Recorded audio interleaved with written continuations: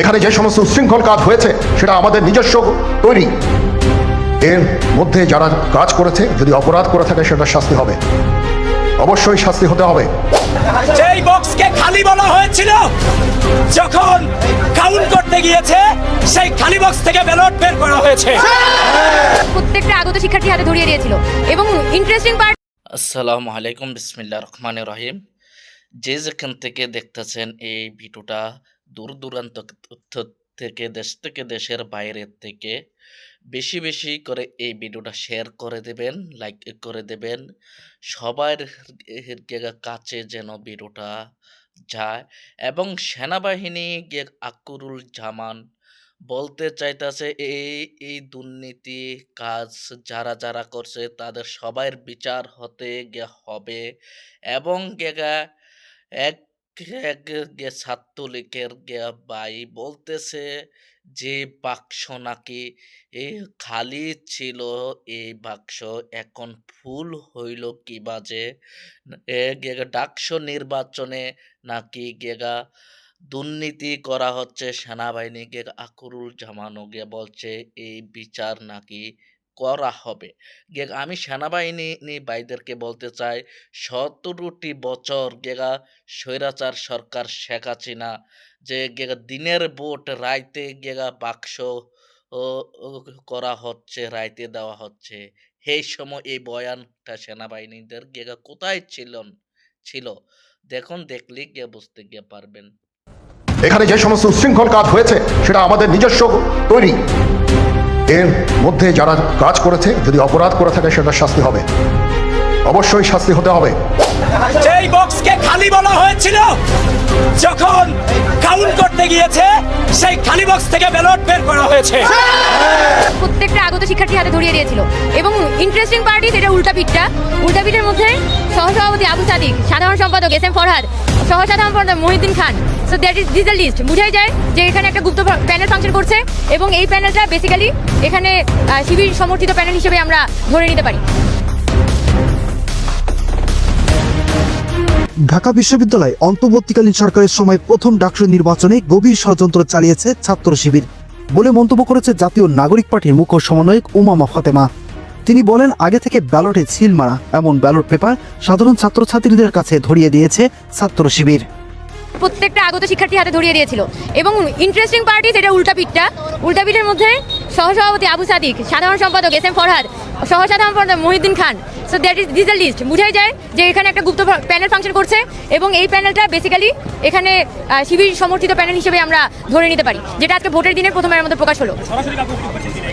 এটা তো এখন এখানে এই ব্যাপারে আমরা যেটা শুনেছি যে এখানে বুথগুলোর মধ্যে ওই কাগজগুলো কিন্তু মাটিতে পড়ে আছে, বুথগুলোর মধ্যে কিন্তু এই কাগজটা মাটিতে পড়েছিল। সো আমাদের মধ্যে এই আশঙ্কাটা কিন্তু কাজ করছে যে এই যে নানান ধরনের ম্যানুফ্যাকচারিং কি এখানে হচ্ছে কিনা তলে তলে। আবার যারা আগত শিক্ষার্থীরা আছে তাদের কাছে কিন্তু এভাবে হাতে হাতে লিফলেট দেওয়ার কথা না, এবং যারা প্রকাশ্য লিখছে তাদেরটা আমি বাদ দিলাম, কিন্তু এখানে যারা নানান রকমের ছলচাতুরি করে লিস্ট ধরিয়ে দিচ্ছে তাদের ব্যাপারে অবশ্যই আমি সন্দেহ করছি। এছাড়াও উমামা ফাতেমা ইতিমধ্যে তার ফেসবুক পোস্টে জানিয়েছে, 5 আগস্টের পর একটি নির্লজ্জ ভোট উপহার দিল এই সরকার। এছাড়াও ছাত্রদলের ডাকসু প্রার্থী আবিদ বলেন, নির্বাচনে শুধু গভীর ষড়যন্ত্র নয়, ঢাকার বিভিন্ন প্রান্তে পয়েন্টে পয়েন্টে জামাত ও শিবিরের কর্মীরা স্থান দখল করেছে। তারা এমন ষড়যন্ত্রমূলক কর্মকাণ্ড করছে যা এই নির্বাচনকে অবৈধ ভোট বলে ইতিমধ্যে প্রকাশ করেছে গণমাধ্যমে। আমরা ইতিমধ্যেই দেখতে পাচ্ছি নীলক্ষেত, কাটাবন, চাংখারপুর, চারদিক থেকে দেশব্যাপী জামাত শিবিরের নেতাকর্মীরা সংঘবদ্ধভাবে অবস্থান নিয়েছে। ঢাকা বিশ্ববিদ্যালয় প্রশাসন এবং রাষ্ট্রীয় প্রশাসন, নির্বাচন কমিশন, আমি আপনাদের সকলের প্রতি আহ্বান জানাচ্ছি, খুব দ্রুত এই ধরনের সন্ত্রাসী অবস্থান থেকে আমাদের ক্যাম্পাসের আশপাশ এরিয়াকে আপনারা মুক্ত করুন।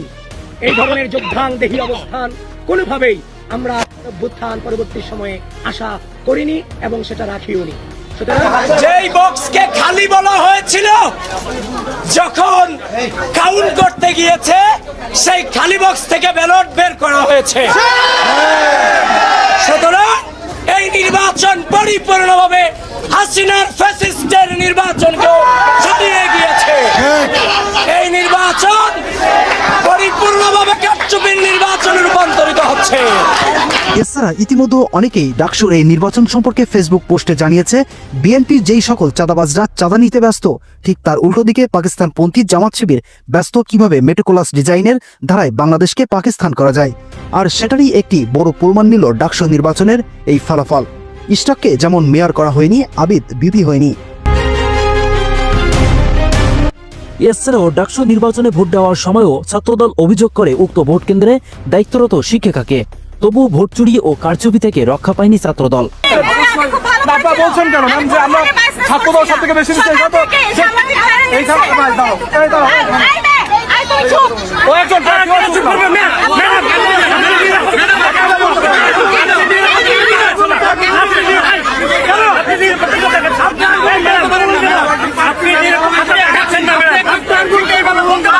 ভোট গণনার সময় শিবির কর্মী ভোট কেন্দ্রের মধ্যে অবস্থান করলেও ছাত্রদল ছিল গেটের বাইরে।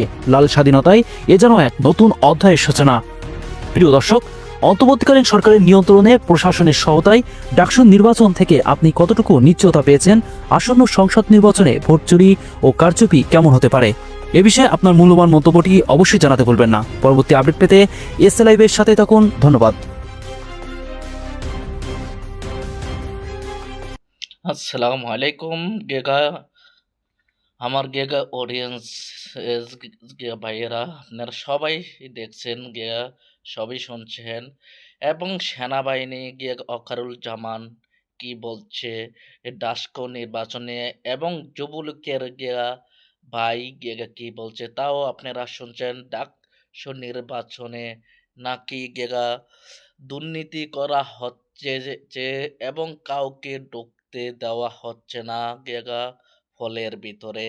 তাই গেগা এটা কতটুকু যুক্তি সম্বন্ধ গেগা আপনারা সবাই মেসেজের মাধ্যমে জানিয়ে দেবেন, এবং এই ভিডিওটা বেশি বেশি শেয়ার করে দেবেন, লাইক গেগা করে দেবেন।